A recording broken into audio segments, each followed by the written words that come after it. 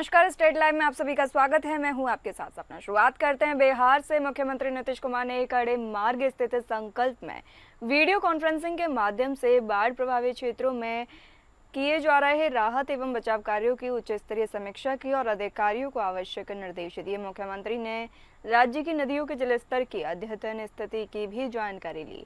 बैठक में विकास आयुक्त से आपदा प्रबंधन विभाग के अपर मुख्य सचिव प्रत्यय अमृत ने मुख्यमंत्री को बाढ़ प्रभावित क्षेत्रों में राहत एवं बचाव कार्यों की अद्यतन स्थिति और नदियों के जलस्तर के संबंध में विस्तृत जानकारी दी। उन्होंने बताया कि अधिक वर्षापात के कारण गंगा नदी के किनारे 10 जिले भोजपुर, पटना, सारण, वैशाली, बेगूसराय, लखीसराय, मुंगेर, खगड़िया, भागलपुर एवं कटिहार विशेष रूप से प्रभावित हुए हैं। बाढ़ से इन 10 जिलों के 54 प्रखंडों की 348 पंचायतों की 25 लाख आबादी प्रभावित हुई है। एनडीआरएफ की 7 टीमें और एसडीआरएफ की 9 टीमें राहत एवं बचाव कार्य में जुटी हैं। 60 मोटर बोट और 1233 नाव लगातार कार्यरत हैं। अब तक 52,573 पॉलीथीन शीट और 1800 सूखा राशन पैकेट प्रभावित लोगों के बीच वितरित किया गया है।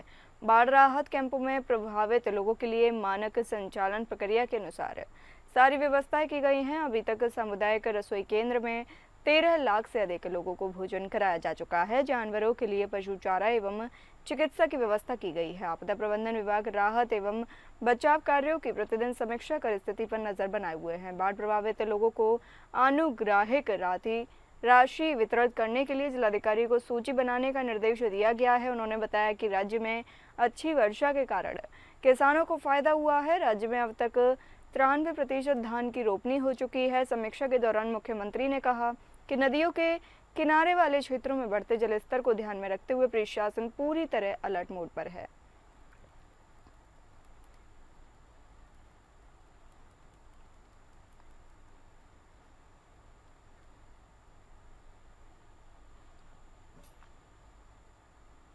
बिहार के मुख्यमंत्री नीतीश कुमार ने राज्य में घरेलू उपभोक्ताओं के 125 यूनिट बिजली फ्री करने के संबंध में कैमूर के उपभोक्ताओं से वीडियो कॉन्फ्रेंसिंग के जरिए संवाद किया। यह कार्यक्रम विद्युत आपूर्ति प्रमंडल भभुआ के प्रांगण में आयोजित किया गया, जिसमें कैमूर जिलाधिकारी सुनील कुमार सहित कई पदाधिकारी मौजूद रहे। वहीं बिहार सरकार के अल्पसंख्यक मंत्री जमा खान ने घरेलू उपभोक्ताओं के 125 यूनिट बिजली फ्री को लेकर सरकार के द्वारा साहसिक कदम उठाए जाने की बात कही है। वहीं बसपा के प्रदेश महासचिव विकास सिंह उर्फ लल्लू पटेल ने कहा कि मुख्यमंत्री के द्वारा यह कदम आगामी विधानसभा चुनाव में जनता के वोट को बटोरने के उद्देश्य से लिया गया फैसला बताया है। अब तो ये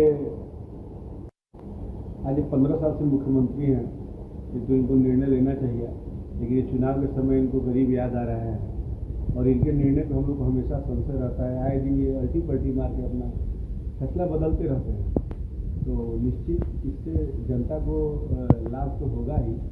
और मैं चाहता हूँ कि इस तरह का जो स्कीम इन्होंने लाया है ये निरंतर चले और ऐसा न हो कि चुनाव के बाद ये बदल जाए, फिर से इन्हें बिल लगेगा और चुनाव में। एसआईआर यानी चुनाव आयोग के वोटर लिस्ट रिवीजन को लेकर बिहार की सियासत लगातार गर्म होती जा रही है। नेता प्रतिपक्ष तेजस्वी यादव ने आज फिर कहा कि वे बिहार विधानसभा चुनाव का बहिष्कार कर सकते हैं। उन्होंने कहा कि 17 तारीख से वे राहुल गांधी के साथ वोट अधिकार यात्रा में शामिल होंगे। बता दें आपको, जिसके दौरान लोगों से मिलकर इस मुद्दे पर चर्चा करेंगे। यात्रा के बाद वे और उनकी पार्टी इस बात पर गंभीरता से विचार करेंगे कि विधानसभा चुनाव में हिस्सा लेना है या नहीं।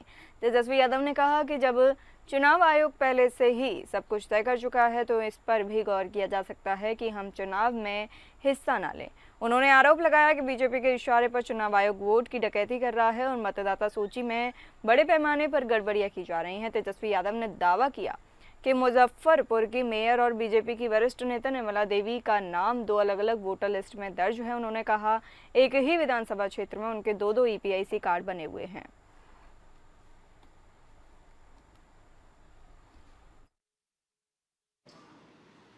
कि वोट की डकैती पुरजोर तरीके से हो रही है। अब जब खुलासा होने लगा है तो बीजेपी की बोलती बंद है। आज तक इलेक्शन कमिश्नर जो है प्रेस कॉन्फ्रेंस नहीं किए हैं, आज तक ऐसा कभी नहीं हुआ। और आज आप देखिएगा कि कुछ और एसआईआर में जो प्रक्रिया में जो खामियां रही हैं उसको भी हम लोग जो है उजागर करेंगे। बिहार विधानसभा चुनाव के बहिष्कार को लेकर नेता प्रतिपक्ष तेजस्वी यादव ने बयान पर टिप्पणी सीएम विजय कुमार सिन्हा ने कड़ा जवाब दिया है। उन्होंने कहा कि तेजस्वी यादव का पुराना रिकॉर्ड है, वे पहले खेल के मैदान से भाग चुके हैं, अब चुनाव में हार तय देखकर यहां से भागने को तैयार हैं। विजय कुमार सिन्हा ने कहा कि तेजस्वी यादव ने मेरी उम्र को लेकर गलत बयानी की है, इसलिए मैं उन्हें नोटिस भेजने जा रहा हूं। विजय सिन्हा ने कहा तेजस्वी यादव ने मुझ पर गलत आरोप लगाए हैं, वे राष्ट्र हितैषी नहीं हैं और लोकतंत्र के खिलाफ हैं। अगर उन्हें लोकतंत्र पर भरोसा होता तो वे चुनाव बहिष्कार की बात नहीं करते। अपनी हार तय मानकर ये लोग चुनावी मैदान से भागने की कोशिश कर रहे हैं। ये पहले भी खेल के मैदान से भाग चुके हैं, अगर चुनाव से भागेंगे तो जनता सबक सिखाएगी। डिप्टी सीएम ने कहा कि जो लोग संविधान पर भरोसा नहीं रखते उनके खिलाफ भी कार्रवाई होनी चाहिए। उन्होंने आरोप लगाया कि विपक्ष केवल बेबुनियाद आरोप लगाकर राजनीति कर रहा है और नियम कानून की परवाह नहीं करता। बीजेपी के प्रदेश महामंत्री भीखू भाई दलसानिया का नाम बिहार के वोटर लिस्ट में जुड़ने के सवाल पर विजय सिन्हा ने कहा, अब एक राष्ट्र के चुनाव की बात चल रही है। अगर कोई व्यक्ति किसी जगह पर सालों से रह रहा है तो उसे उस जगह पर वोट डालने का अधिकार है, ये कानून के दायरे में है। तेजस्वी यादव द्वारा उम्र को लेकर लगाए गए आरोप पर विजय सिन्हा ने कहा, मैं उन्हें नोटिस भेजूंगा, वे अपनी डिग्री दिखाएं और बताएं कि उसमें उनकी उम्र क्या दर्ज है।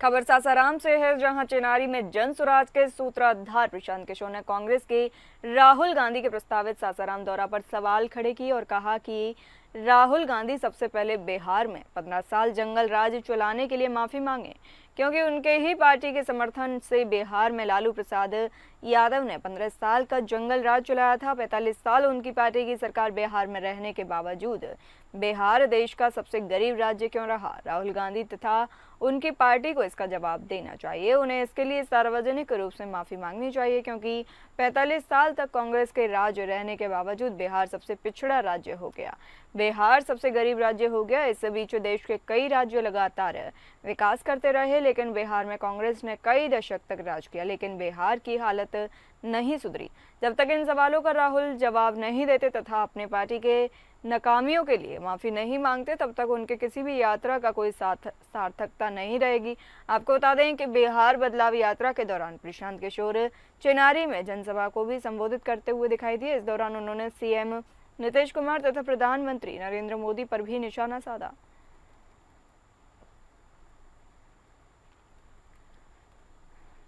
गांधी सबसे पहले बिहार में 15 वर्ष जंगल राज चला था, उसके लिए बिहार से के लोगों से माफ़ी मांगे। राहुल गांधी पहले बिहार के लोगों से माफ़ी मांगे कि 45 वर्ष कांग्रेस का राज रहा, फिर भी बिहार देश का सबसे गरीब राज्य क्यों है। उसके बाद यात्रा करेंगे तो समझ में आएगा। भागलपुर के तिलकामांझी विश्वविद्यालय में बाढ़ का पानी लगातार प्रवेश कर रहा है, जिससे छात्रों, कर्मचारियों और स्थानीय लोगों को भारी परेशानी झेलनी पड़ रही है। परिसर में आवागमन का एकमात्र साधन अब नाव बन गई है। विश्वविद्यालय के विभिन्न विभागों के हेड से लेकर कर्मचारी और जरूरी कार्य के लिए आने जाने वाले छात्र सभी नाव के सहारे ही आ रहे हैं। कागजात लेने, प्रशासनिक कार्य करने और रोजमर्रा की जरूरतों के लिए लोग पानी के तेज बहाव के बीच जोखिम उठाकर नाव से यात्रा करने को मजबूर हैं। हालात यह है कि पूरा विश्वविद्यालय मानो बाढ़ के बीच एक टापू में बदल गया है।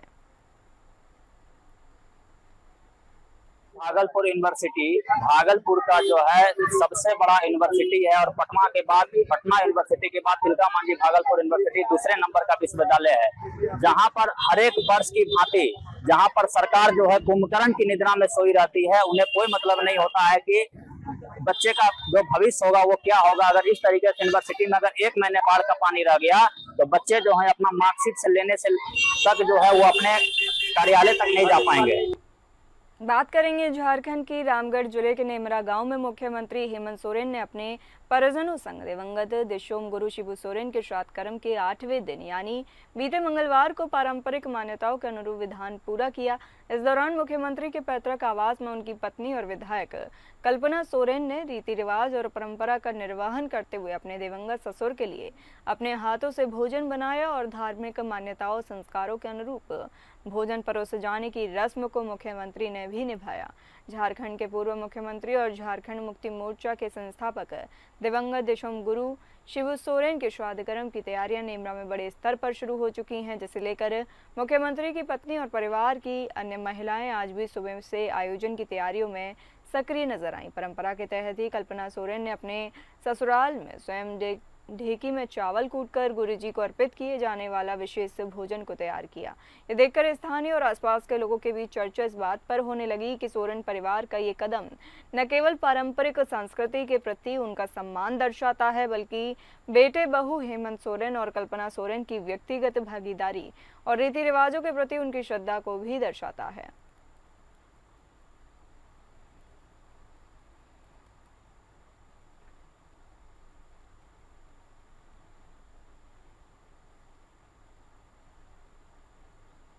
झारखंड के शिक्षा मंत्री रामदास सोरेन की हालत में आज भी कोई सुधार नहीं हुआ।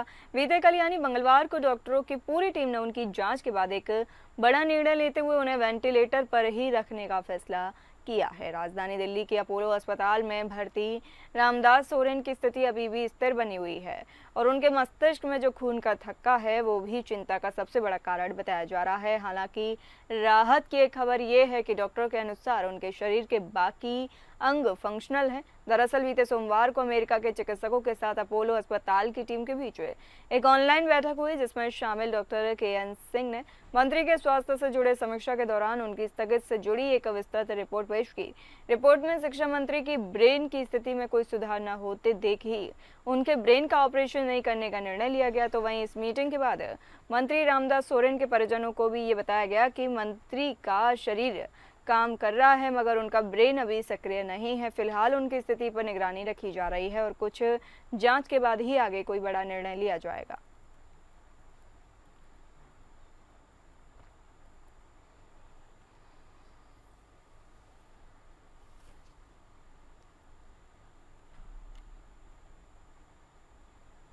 झारखंड हाईकोर्ट ने राज्य में जेलों की व्यवस्था में सुधार से लेकर मॉडल जेल मैनुअल को लेकर दर्ज जनहित याचिका पर बीते कल यानी मंगलवार को एक बड़ी सुनवाई की जानकारी मिली है कि इस मामले पर संज्ञान लेते हुए मुख्य न्यायाधीश लोक सिंह चौहान और जस्टिस राजेश शंकर की खंडपीठ ने सुनवाई के दौरान राज्य की जेलों में 81% से अधिक पद खाली रहने पर चिंता जताई है।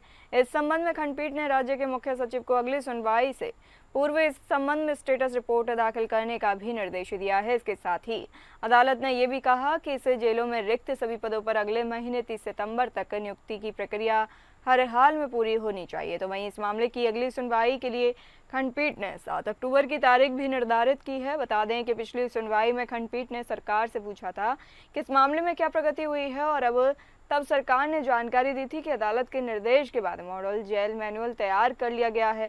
हालांकि ठोस कार्रवाई हो रही है। देरी पर एमकिस क्यूरी अधिवक्ता मनोज टंडन ने अदालत में दोबारा से अर्जी लगाई है। मालूम हो कि सुप्रीम कोर्ट के आदेश के तहत जेल व्यवस्था में सुधार और मॉडल जेल मैनुअल तैयार करने की दिशा में कार्य को आवश्यक बताते हुए अदालत में जनहित याचिका दायर की गई थी।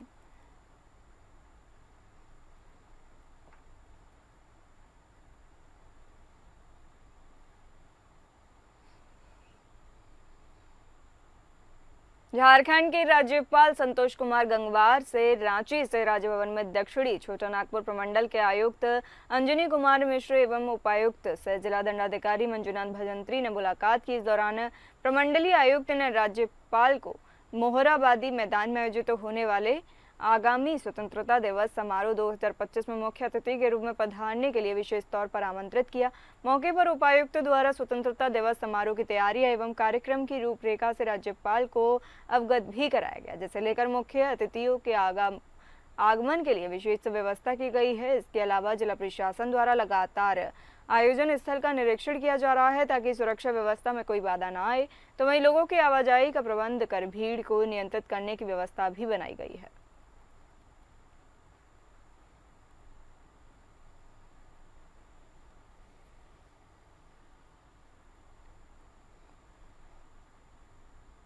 पंद्रह अगस्त को होने वाले स्वतंत्रता दिवस 2025 के अवसर पर रांची के मोरहाबादी मैदान में आयोजित होने वाले भव्य समारोह को लेकर आज फुल ड्रेस रिहर्सल संपन्न किया गया। जिला उपायुक्त मंजुनाथ भजंत्री के साथ एक एसएसपी चंदन कुमार सिन्हा के नेतृत्व में आयोजित हुए इस रिहर्सल के दौरान स्वतंत्रता दिवस के दिन होने वाली सभी औपचारिक गतिविधियों का सटीक अनुकरण भी किया गया। इस अवसर पर मंजुनाथ भजंत्री के साथ चंदन सिन्हा ने परेड की सलामी ली और वहां मौजूद आला अधिकारियों द्वारा सभी पार्टियों को परेड से संबंधित आवश्यक दिशा निर्देश दिए गए। इसके अलावा इस मुख्य समारोह की सुरक्षा एवं सुचारू संचालन सुनिश्चित करने के लिए प्रतिनियुक्त सभी दंडाधिकारी और पुलिस पदाधिकारियों की संयुक्त ब्रीफिंग भी की गई।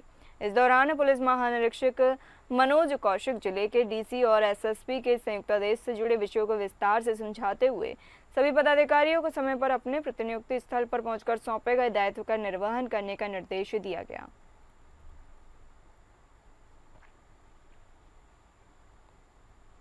बात करेंगे छत्तीसगढ़ की धमतरी जिले में खाद को लेकर मारामारी की स्थिति देखने को मिल रही है। किसान खाद के लिए परेशान है। ऐसे में खाद नहीं मिलने से किसानों को अपनी फसलों की चिंता सताने लगी है, जिसको लेकर भारतीय किसान संघ ने धमतरी कलेक्ट्रेट में प्रदर्शन किया और मुख्यमंत्री ने ज्ञापन सौंपा। मांग पूरी नहीं होने पर शांतिपूर्ण आंदोलन करने की भी बात कही गई। भारतीय किसान संघ का कहना है कि प्रदेश में खाद की कालाबाजारी हो रही है और सहकारी समितियों में खाद नहीं है, लेकिन दूसरी ओर खुले बाजार में डीएपी यूरिया महंगे दामों में बिक रही है। बताया कि सहकारी समितियों में खाद नहीं होने से किसान महंगे दामों पर खाद खरीदने को मजबूर हैं। इसके बाद भी शासन प्रशासन द्वारा किसानों के हित में कोई पहल नहीं की जा रही है। वहीं भारतीय किसान संघ का कहना है कि जिले में मनमाने विद्युत कटौती से किसान परेशान हैं और भारी कटौती होने से किसान खेतों की सिंचाई नहीं कर पा रहे हैं, जिसको लेकर किसान संघ ने बांधों की सिंचाई के लिए जल्द पानी देने की मांग की है। वहीं इन सभी मामलों को संज्ञान में लेते हुए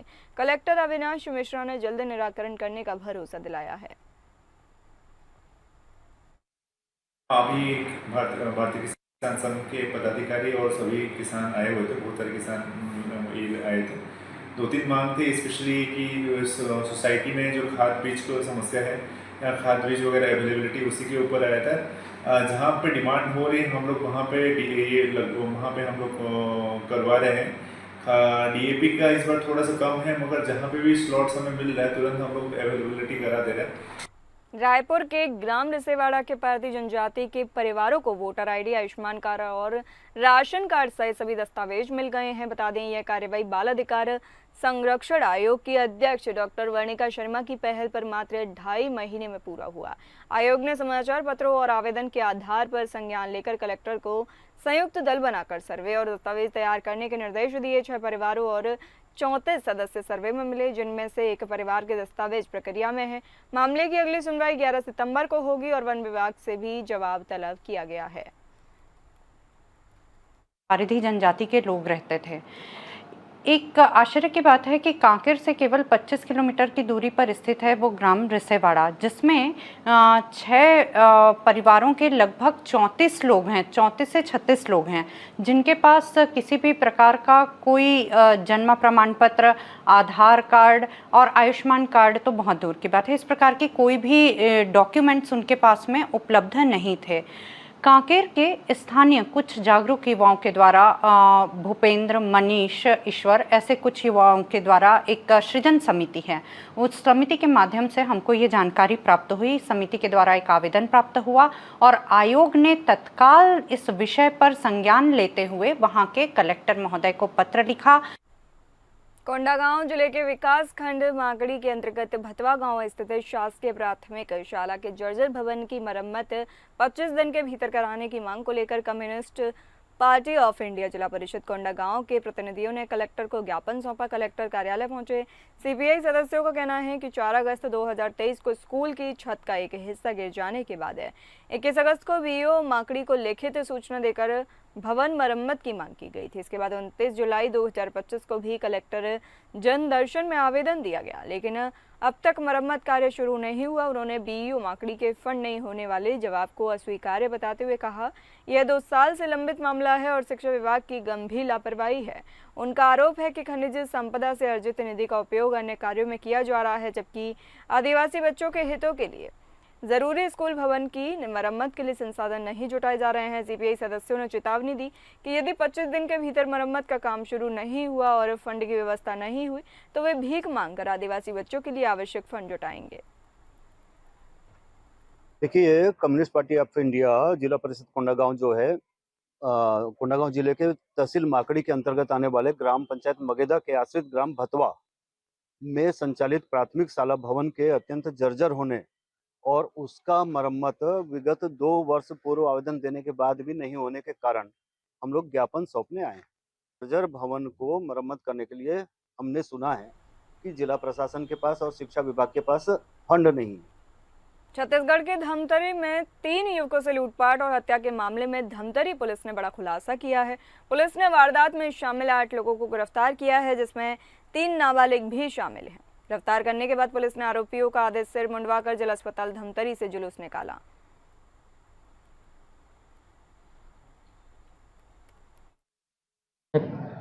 वही लड़का मन खाना वाना खाई से आपसी में लड़ाई झगड़ा करी से अपन खुद आपसी में लड़ाई झगड़ा करके फिर पीछे तरफ बैठे रही से वहाँ से आके फिर यहाँ पे ऐसे सामने में तो यहाँ पे लड़ाई झगड़ा करी। फिर ओकर बाद फिर आपने का टेंशन हो मला नहीं पता, गाड़ी वाले मला रोका के मारना पीटना सब कर चालू कर दी। थाना क्षेत्र में अन्नपूर्णा नाम का एक ढाबा है बोयना रोड के आसपास।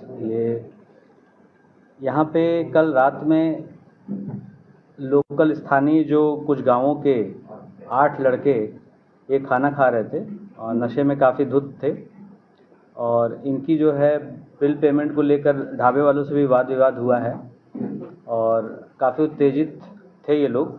तो उसी हाइटेंड स्टेट ऑफ इमोशन और मोमेंटम में वहाँ पे आके एक गाड़ी रुकती है स्विफ्ट डिज़ायर वाइट कलर की। उसमें कुछ रायपुर के युवक उतरते हैं।